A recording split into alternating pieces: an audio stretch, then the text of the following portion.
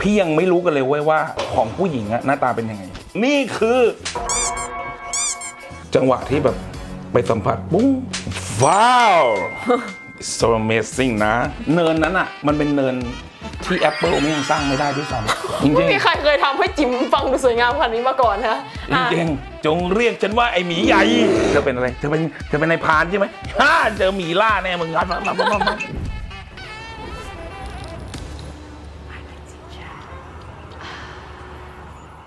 Hello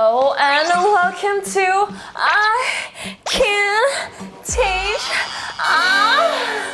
คุณเดินออกเลยใช่ไหม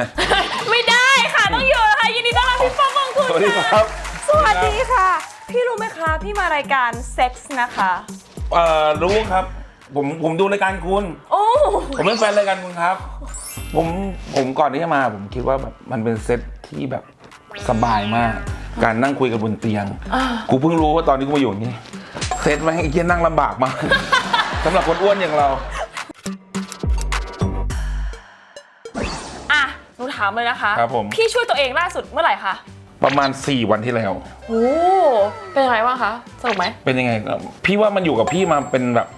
30 ปีแล้วอะ มันเลยกลายเป็นว่าแบบเหมือนเราแปรงฟันครั้งล่าสุดเมื่อไหร่อะมันก็ไม่ได้จำมันไง เลยอยากถามว่าพี่เนี่ย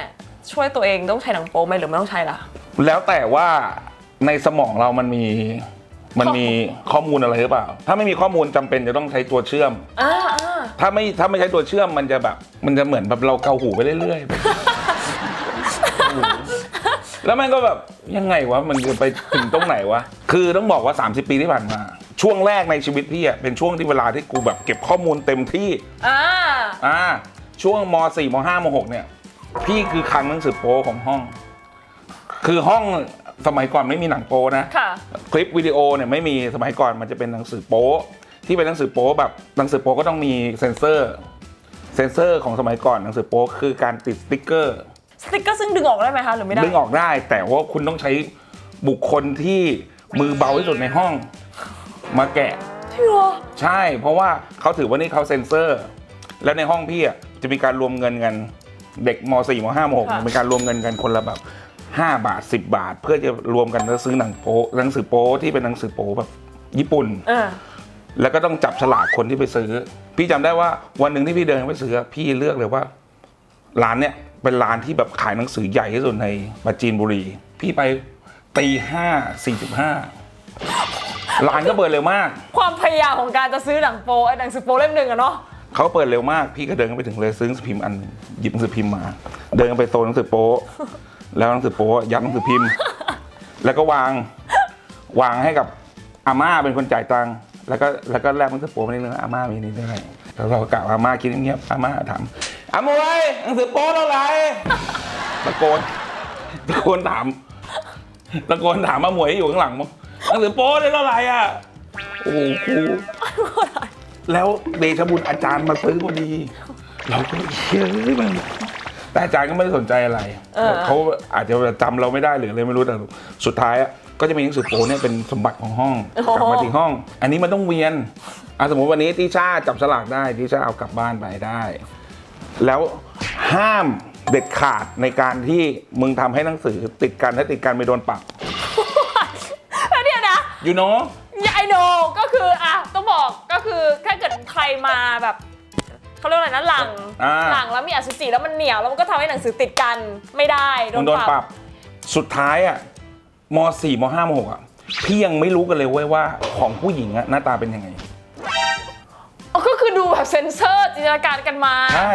ในห้องไม่มีใครรู้เลยยกเว้นจะมีบางคนที่มันแบบมีแฟนหรือมันอาจจะไปมีอะไรกันแล้วมันจะรู้ว่าหน้าตาเป็นยังไงแต่พี่เชื่อว่า 80% ถึง 90% ของในห้องพี่ไม่มีใครรู้ว่าจิมิผู้หญิงเนี่ยหน้าตามันเป็นยังไงจนแบบแม่งไม่เจอหนังสือโป๊ฝรั่ง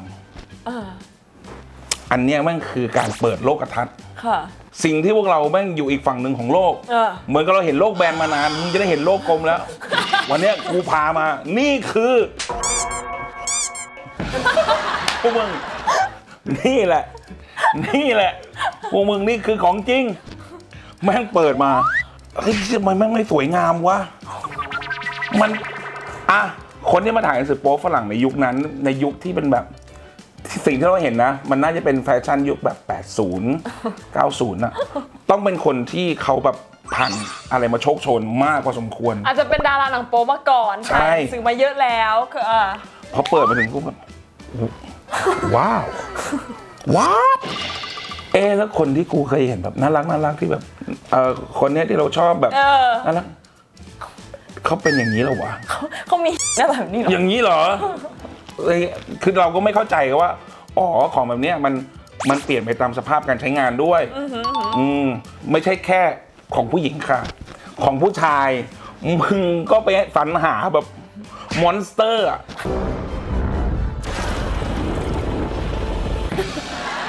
ไอ้สัตว์มอนสเตอร์ในแคตตากรีเดียวกับพวกมึงอะถ้าสมมติมึงเป็นอีดาบกันอะมึงคือขวานกูอาจจะเป็นแบบซ่อม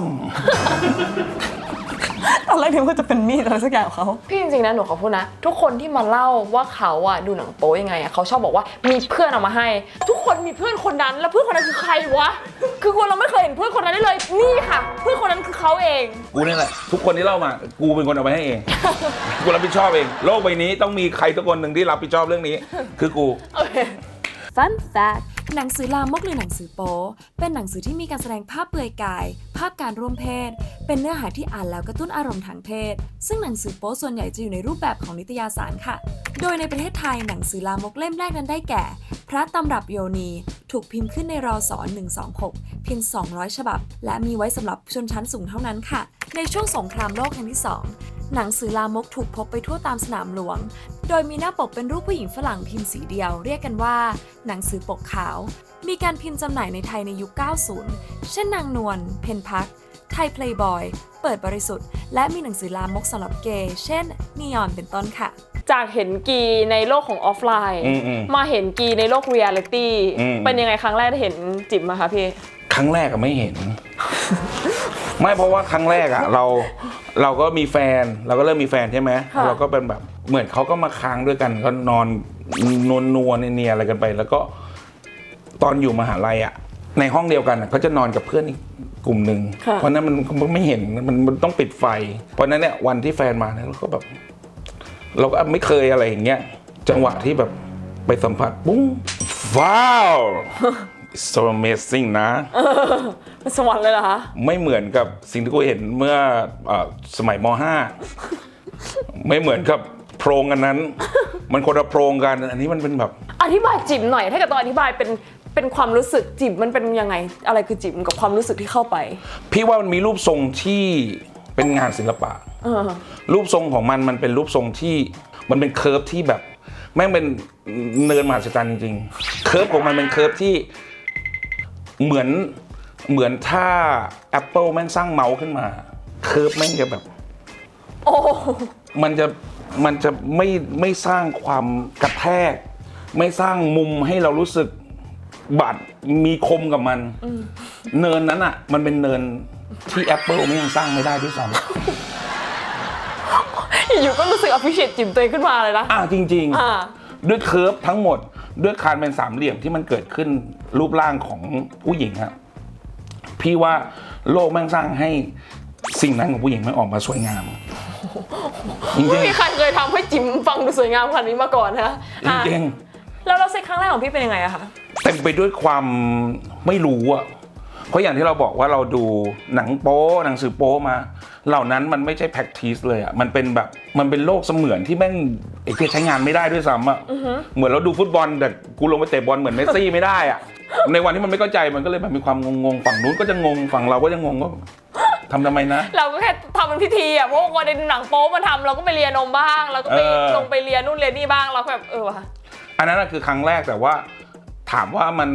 คะแนนอ่ะพี่ว่ามันก็คงเกิน5เพราะว่าสุดท้ายแล้วมันก็เป็นความสุขระหว่างกันแบบมันก็เป็นแบบ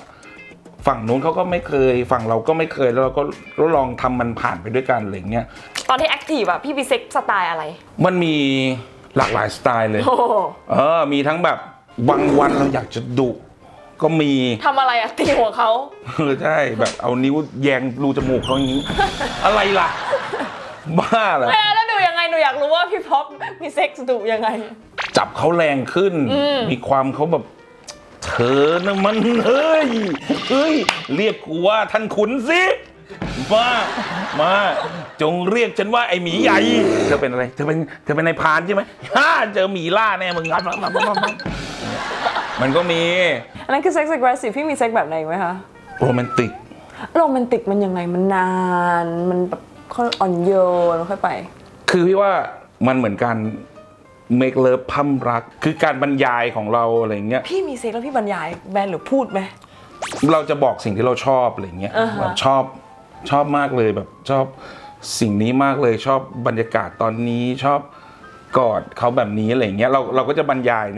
ในความรู้สึกชอบของเราซึ่งเรารู้สึกว่ามันก็เป็นอีกแบบหนึ่งที่เป็นความโรแมนติกที่ถ้าคนที่มันเป็นคนรักกันอ่ะมันจะชอบให้เราชมชอบให้เราแบบซึ่งเราชมจริงๆด้วยนะไม่ใช่ชมแบบโลเพอ่ะ3 ท่านะคะสำหรับเซ็กส์คนอ้วนค่ะครับผมท่าแรกมันมีท่ากันไกลอยากรู้ท่าไงท่ากันไกลก็คือท่าที่จะทำให้ซิกเซอร์กันอย่างเงี้ยและทำให้พุงเราไม่ต้องไปฝากไว้บนตูดเขาหรือว่าพุงเราไม่ต้องไปวางอุ่นๆไว้ตรงแบบอะไรของเขาอะไรอย่างเงี้ยคุณรู้จักไอโอ่งไหมไอโอ่งเนี่ยเป็นน้องที่อยู่ในทำงานกับผมไอโอ่งบอกว่าเวลาสมมติมันจะเอากับผู้หญิงอะพุงอะเธอฝากไว้แป๊บจริงเหรอใช่มันมีปัญหาโอเคอันนี้อย่างที่2คือไซส์สำหรับคนอ้วนที่คนชอบถามกันว่าคนอ้วนมึงเล็กจริงไหมคนอ้วนแบบมันผลของหำเนี่ยมันเกี่ยวข้องกับรูปร่างไหมจริงๆหำไม่เกี่ยวแต่ความสั้นความยาวเกี่ยวเพราะว่าเกี่ยวเหรอเพราะเวลาเราอ้วนอ่ะไขมันก็จะเพิ่มแล้วมันก็ไปอยู่กับมันก็ไปบังในส่วนที่มันควรจะต้องเป็นหำของเราเข้าใจป่ะเมื่อเราอ้วนขึ้นมันก็จะสั้นลงแต่ถ้าสมมุติว่าคุณพกมายาวมากพอก็ไม่มีปัญหาสำหรับคุณโอเคท่าที่2คืออะไรคะท่าที่2ก็มิชชันนารีปกติแต่ว่าอันนี้คุณต้องมั่นใจนะว่าคุณสามารถที่จะแบบโยงตัวได้เพราะไม่งั้นถ้ามึงลงน้ำหนักไปเต็มบนแบบแฟนของคุณแล้วเนี่ยมันจะมีปัญหาเกี่ยวกับคือแต่ว่ามันก็ทำให้เป็นท่าที่เรารู้สึกว่ามันมีเซ็กง่ายสำหรับคนอ้วนและท่าที่3คือท่าที่เป็นท่าที่ woman on top อันนี้แน่นอนอยู่แล้วสำหรับคนอ้วนผมว่าหลายคนน่าจะต้องรู้อยู่แล้วว่าแบบมันเป็นท่าที่ทำให้ทุกอย่างมันแบบมัน stable อ่ะคนอ้วนเวลา movement อ่ะมันมีปัญหาแบบ movement มันไม่ค่อยดีมันไม่อะไรเงี้ยแต่ถ้าแบบเป็น woman on top เนี่ยมันก็จะทำให้ตัวผู้หญิงก็สามารถ control ได้2คือความยาวที่เราพูดถึงเมื่อกี้เนี่ยมันจะออกมาได้เต็มองศามากขึ้นจะยาวขึ้นในเชิงของมันจะมีพื้นที่ให้ลงมากขึ้นงั้นอ่ะมันก็จะเป็นหำของคุณอย่าง 100%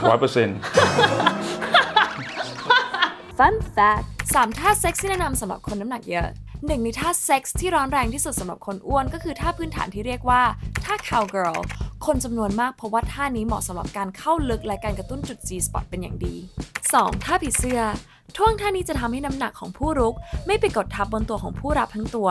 สำหรับคนอ้วนที่มีเพศสัมพันธ์ท่านี้โบนัสอยู่ที่การสอดใส่ที่ลึกขึ้นค่ะท่า pretzel เป็นท่าที่มีเสน่ห์สำหรับเซ็กส์ของคนอ้วนเป็นท่าผสมผสานเจาะลึกของท่า doggy และการสบตาของท่า missionary ด้วยค่ะแล้วพี่ว่าที่แปลกที่สุดหรือเซ็กที่แปลกที่สุดของพี่เป็นยังไงคะ